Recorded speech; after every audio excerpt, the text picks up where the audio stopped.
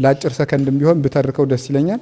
ኢትዮጵያ ውስጥ መጥታ አክሱም ተቀምጣ ነበር፣ ደብረ ዳሞም ተቀምጣለች፣ ዋልድባም ተቀምጣለች፣ ዝቋላም ሂዳለች፣ ሳይገደም ደብረ ሊባኖስ ሂዳለች፣ አሰቦት ስላሴ፣ ደብረ ወገግ፣ ደብረ ቀልሞን እነዚህን ሁሉ ቦታዎች እመቤታችን ዙራ ባርካቸዋለች።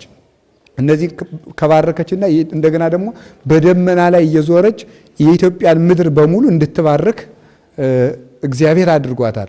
ከዚያ በኋላ የመጨረሻውን መቀመጫ ጣና ቂርቆስ ነው ያደረገችው። እዚያ ስለመጣው ሳይሆን እውነት ስለሆነ ነው የምናገረው ማለት ነው። ጣና ቂርቆስ ነው የተቀመጠችው። 100 ቀን ነው የቆየችው። 33 ወር ከ10 ቀን 100 ቀን ይሆናል። እንግዲህ ጣና ቂርቆስ ከጌታ እድሜ 100 ቀን አብሮ ይደርሰዋል ማለት ነው። ተካፍሏል። ከ33 ዓመት ውስጥ 100 ቀን ደርሶታል ማለት ነው። ስለዚህ እዚያ ቆይታ ድርሳነ ዑራኤል፣ የገዳሙ ድርሳነ ዑራኤል፣ ሌላውም ድርሳነ ዑራኤል ይናገራል። የገዳሙ ላይ የተጻፈው በመጽሐፈ ኪዳኑ ህዳግ ላይ የተጻፈው የብራናው ታሪክም ይናገራል። እዚያ 100 ቀን ከቆየች በኋላ ሄሮድስ ሙቷልና ወደ ግብጽ ወደ እስራኤል ተመለስ ብሎ መልአኩ ቅዱስ ገብርኤል ቅዱስ ዑራኤልም አብሮ አለ። ይህንን ለዮሴፍና ለእመቤታችን ሲናገር እመቤታችን ግን የዚች ሀገር ሰዎች እግዚአብሔርን ይፈራሉ፣ እዚያ ወለድኩ ወገኖች ናቸው ግን አሰደዱህ፣ የዚህ ሀገር ሰዎች ግን ሳያውቁ ሳይዘመዱ እኔንም አንተንም አክብረው ተቀበሉ፣ በዚች እንኑር አለችው እመቤታችን ይላል። አይጻዳተ ኢትዮጵያ ይደነግጻ ይላል ትንቢተ ዕንባቆም ምዕራፍ 3 ላይ። የኢትዮጵያ ድንኳኖች ይጨነቃሉ። አባቶች ይህን ሲተረጉሙት የኢትዮጵያ ሰዎች ድንኳን የተባለ ልባቸው ነው።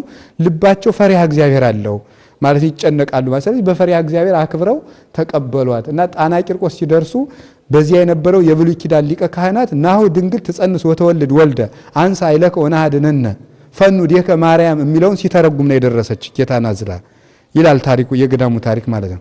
ይሄንን የብሉይ ኪዳኑ ሊቀ ካህናት ሲተረጉም እመቤታችን ያንን ልጇን አዝላ ደረሰች። ልጁ ታሞበት ነበረ፣ ጌታን ፈወሰለት ዳሶ በሕፃንነቱ። ከዚያ በኋላ እዚያ ከቆየች በኋላ ከ100 ቀን በኋላ ልሄድ ስትል አሁን ዛሬ በዚያው አካባቢ ኢያሪኮ፣ ናዝሬት የሚባሉ ቦታዎች አሉ። ያቺ ኢያሪኮን ትመስለኛለች፣ ያቺ ናዝሬትን ትመስለኛለች ስለምትል እመቤታችን ዛሬ ሁሉ እረኛው ሁሉ ያውቀዋል። በፍየል ቢጠፋው የት ሲባል በናዝሬት እያለ ይናገራል። ዛሬ ሁሉ እዚህ አካባቢ በዚህ ይሄን ስያሜ ይዘው የቀሩ ቦታዎች አሁንም ድረስ አሉ። እዚያ ከቆየች በኋላ ልሂድ ስትለው ሄጄ የመጣሁበትን ዓለምን ላድን መጥቻለሁና በዚያው ትንቢትን እፈጽማለሁ፣ ዓለምን አድናለሁ፣ መሄድ አለብን አላት። ከዚህ በኋላ ይችን ሀገር ከወደድሻት የቃል ኪዳን ሀገር አድርጌ ሰጥቼሻለሁ ብሎ የኢትዮጵያ ሰዎች ያንቺ የአስራት ልጆች ይሆናሉ፣ አንቺም የኢትዮጵያ ሰዎች እናት ትሆኛለሽ ብሎ ቃል ኪዳን ጣና ቂርቆስ ላይ ሰጥቷታል። ከዚያ በኋላ መጀመሪያ ጻአና በደመና ጫናት ብለው በትእዛዝ ቃል ሲናገሩ በደመና በጣና ላይ ስለጫኗት ባህሩም ጣና ተባለ። ሁለተኛ ደግሞ ጻአና በደመና ተብሎ ደግሞ በደመና እኮ ጫናት እያሉ መላእክት ስለዘመሩ በዚህ ባህሩ ጣና ተብሏል ይላሉ አባቶቻችን። ከዚያ በኋላ በዚህ አድርጋ በአፋር በኩል ነው የወጣችው ይባላል። የአፋር ሰዎች እንደውም አንሰድም ብለው ሁሉ ነበር ይላል ድርሳነ ቁስቋሙ ማለት ነው። አንሰድም ብለው በረከት ያላት ሴት ናት አንሰዳትም ብለው ነበረ።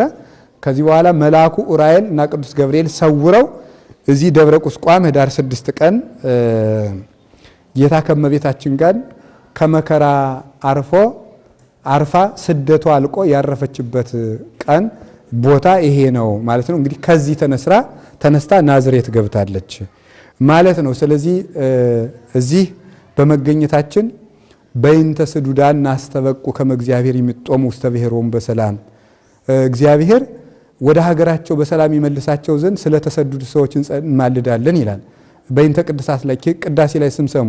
ስለዚህ እመቤታችን ከስደት ያረፈችበት ቦታ ነው። እኛንም ከስደት ያሳርፈን እግዚአብሔር